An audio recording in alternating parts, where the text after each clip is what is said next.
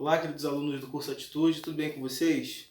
Então, continuando essa série de vídeos aí que eu estou passando para vocês, de Química, Física e Biologia, hoje nós vamos falar de um assunto importante aí para você, que é importante e é comum para você que vai fazer prova do aprendiz de marinheiro, para você que vai fazer prova aí também do vestibular, para você que vai fazer prova do pré-técnico, você precisa saber disso daqui.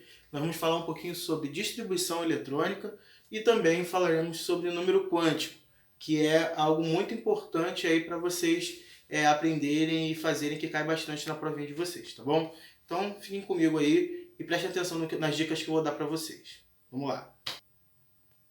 Então, pessoal, na distribuição eletrônica nós temos o seguinte: camadas, não é? K, L, M, N, O, P e Q, né? E cada camada cabem até um número de elétrons que é limite. Por exemplo, na camada K cabem até 2 elétrons, na L até 8, na M até 18, na M até 32, O até 32, P até 18 e Q, que é a camada 7, que é a última camada, até 8.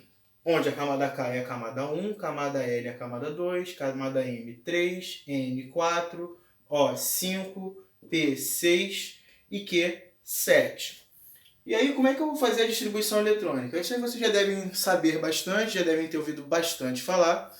É só eu seguir esse parâmetro aqui que eu coloquei para vocês, de acordo lá com aqueles modelos atômicos que eu expliquei para vocês nas aulas anteriores, né? Modelo atômico de Bohr, que foi o último que explicou das camadas.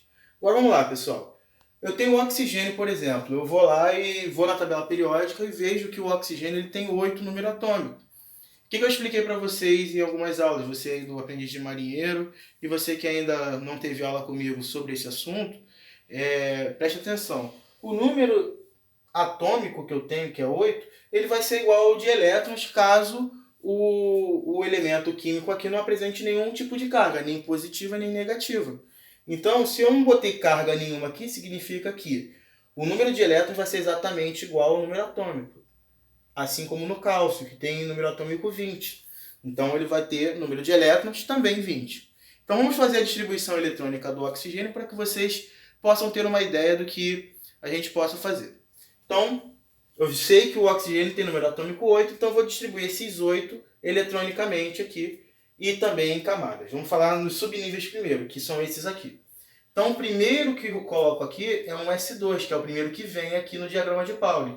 Então você vai falar que no primeiro subnível, que é o subnível, vamos lá, S, né, na primeira camada, ele tem quantos elétrons? 2.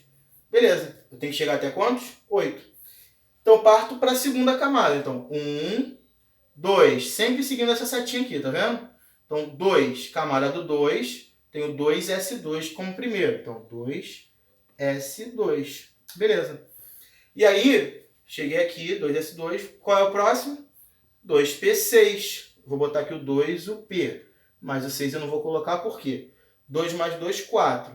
Se eu colocasse o 6 aqui, ficariam 10 elétrons. Eu não quero 10 elétrons, eu quero quantos aqui? 8. Então, qual é o número que eu vou colocar aqui? 4. 2 mais 2, 4, mais 4, 8. É assim que eu faço a distribuição eletrônica em subníveis de energia do oxigênio. Muita gente boa me pergunta: professor, se tivesse um elemento aqui, como por exemplo o sódio, que tem número atômico 11, eu poderia colocar 2P7 aqui? Não, não posso colocar 2P7 porque o subnível P, ele cabe até quantos elétrons aqui? 6. Eu vou seguir rigorosamente até quanto ele cabe aqui. Então eu posso até colocar a menos para igualar o número aqui, mas a mais jamais. E eu sempre vou mexer sempre no último que for aparecer aqui. Esse eu não posso mexer nem nesse. Somente nesse último aqui para chegar a esse número 8. Então, 1S2, 2S2, seria o 2P6. Se eu botasse 2P6, ficaria 10 o número de elétrons, porque 2 mais 2, 4, mais 6, 10.